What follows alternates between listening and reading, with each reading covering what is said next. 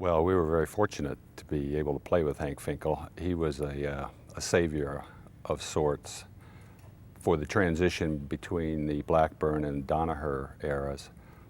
And Hank Finkel passed up twice going pro to stay here because his mom wanted him to get a college degree, and we're all forever thankful because the team that we're talking about, he was a senior, and the other four starters were all sophomores, all new guys, myself, Bobby Hooper, Glenda Terrain, Rudy Waterman, even though Gene Klaus ended up making a big contribution as a junior, but it was mostly Finkel and the young guys.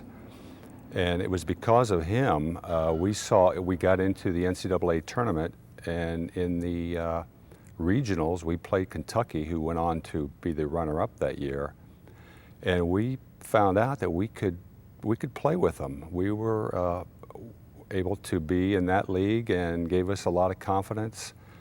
Finkel carried us the whole way.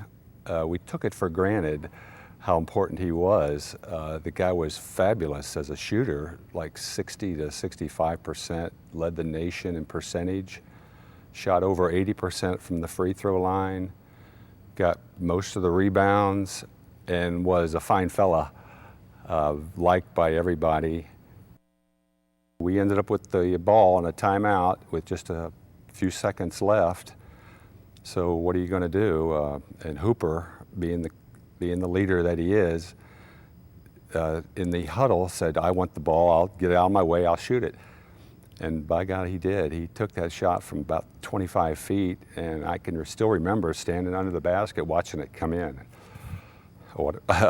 What a relief. And that was an extremely thrilling moment because Western Kentucky had beaten us during the year twice, and we knew that they were upset about us beating it, but that's the way the tournament goes. But that was the shot that made us, as far as I'm concerned, Bobby Hooper. Going up to Evanston to play those two games was perhaps the most fun of anything because, of course, we weren't expected to win. We upset Tennessee in a close game. And then the next night against Virginia Tech, another overtime game. Dan Sadlier ended up being the hero of that game. And I say it was the most fun because there were a lot of UD fans there, a lot of students, and when that game was over, they all poured out on the court, carried us around, and it was just hysteria. And the one interesting thing about that game